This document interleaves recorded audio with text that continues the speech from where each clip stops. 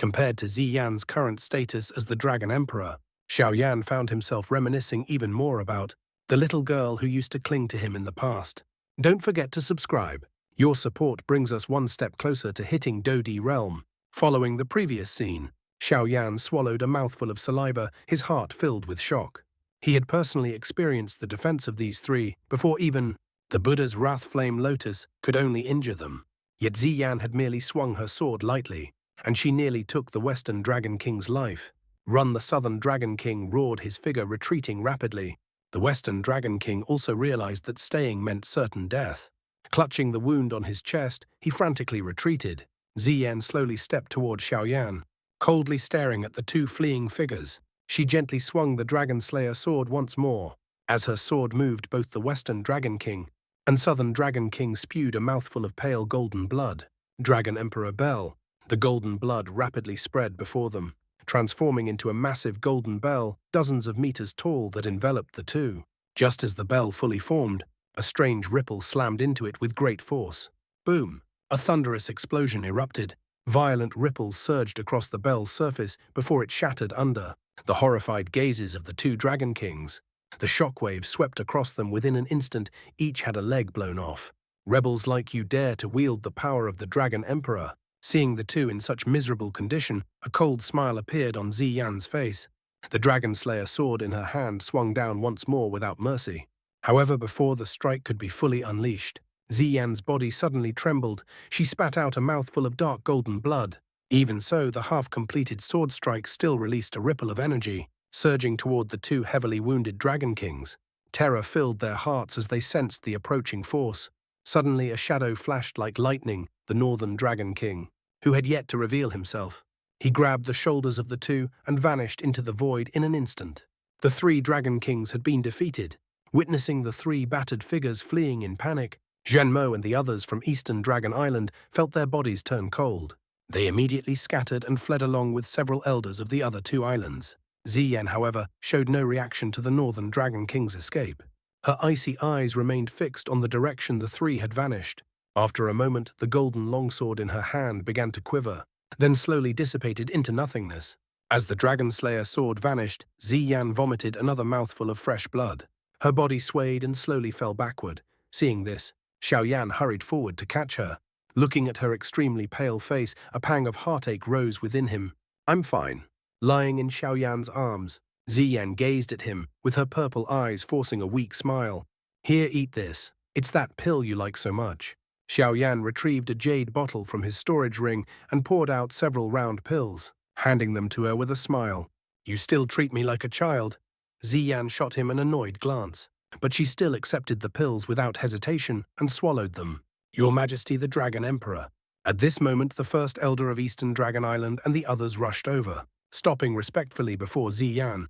Understanding the situation well, they merely took one glance at Xian and Xiaoyan before lowering their heads. First elder, is Eastern Dragon Island safe now? Seeing the elders, a faint trace of color returned to Xian's pale cheeks before she regained her composure and stood up from Xiaoyan's arms. "Your Majesty, the Dragon Island is now secure. The forces of the three Dragon Islands have retreated, but many members of the ancient dragon tribe have chosen to stay on Eastern Dragon Island," the first elder respectfully reported, referring to the ones who had ambushed them earlier. "Temporarily accept them. Increase surveillance and guard the island strictly. We cannot allow spies from the other three islands to infiltrate." Xian instructed with a nod. "What should we do with the three Dragon Kings? The Western Dragon King and Southern Dragon King have already been heavily wounded by me. Even if they recover, their strength will drop drastically. With only the Northern Dragon King, they can't stir up any major trouble. Once Eastern Dragon Island reorganizes its forces, we can counterattack the three islands and complete the unification." "Yes, Your Majesty." Hearing this, the group of great elders replied respectfully. Not daring to linger any longer, they bowed and quickly returned to Eastern Dragon Island. Watching the elders leave, Xian turned back and caught Xiaoyan looking at her with a slightly strange expression. Confused, she asked, "What is it?" "Your Majesty the Dragon Emperor. That title of yours, it's really quite something." Xiaoyan sighed. Compared to now, he found himself missing the little girl who used to cling to him back then. "It's not like I ever put on airs in front of you. What are you sighing about?" Xian shot him a sideways glance, then suddenly leaned closer with a mischievous smile. Isn't this what you like back then? I remember your eyes were always glued to Sister Medusa. Don't talk nonsense, Xiaoyan coughed awkwardly. Ziyan covered her mouth and chuckled softly before her expression turned serious. This time it was thanks to you. If you hadn't held back the 3 Dragon Kings, my barely mastered Dragon Slayer sword wouldn't have been able to unleash such power. No need to thank me. Helping you has nearly worn me out already. Xiaoyan rolled his eyes, waving his hand as he prepared to head back toward Eastern Dragon Island. However, the moment he moved, he felt his meridians contract violently, forcing him to suck in a cold breath. After all these years, you still like to push yourself too hard. Stay on Eastern Dragon Island and focus on healing for now. Just as Xiaoyan grimaced in pain, a faint fragrance approached. A soft arm supported him, and when he turned, he saw Ziyan half carrying him. The two slowly flew together toward the distant Dragon Island. The great battle on Eastern Dragon Island finally came to an end under the terrifying might of the Dragon Slayer sword. Eastern Dragon Island had won a decisive victory, while the 3 islands could no longer avoid decline.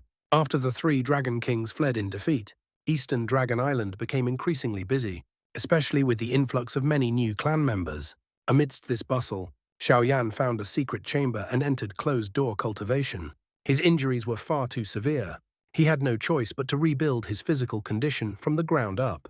Inside the chamber, Xiaoyan sat cross-legged on a cold jade stone platform. 10 days had passed since he entered seclusion. During this time, his grievous internal injuries gradually improved. However, despite the recovery, he had yet to awaken. His body remained still, like a lifeless statue. What outsiders didn't know was that although Xiaoyan appeared calm on the surface, his body was anything but peaceful. With each beat of his heart, a stream of violet-red blood flowed out and spread through his body. This bloodline energy seemed to contain an extremely high temperature. Wherever it flowed, his meridians and muscles seemed to boil instantly. Yet this boiling sensation brought no pain. Instead, it endowed him with a miraculous feeling, like shedding an old shell and being reborn anew. Xiaoyan didn't understand why this phenomenon occurred. He only knew that not long after he entered seclusion, the newly born bloodline power, the one fused and deeply hidden within his heart, by Xiaoxian had begun flowing out on its own. Although faint, this bloodline power possessed unimaginable effects, completely healing his severe injuries in less than 10 days. Even though he didn't know why the violet-red bloodline suddenly became active, Xiaoyan didn't attempt to restrain it, he simply let it flow naturally. He could feel his strength subtly increasing each time the bloodline washed through his body. It was as if this violet-red blood was continuously cleansing and tempering his physical form. As this refinement continued even in his deep slumber, Xiaoyan's aura was steadily rising.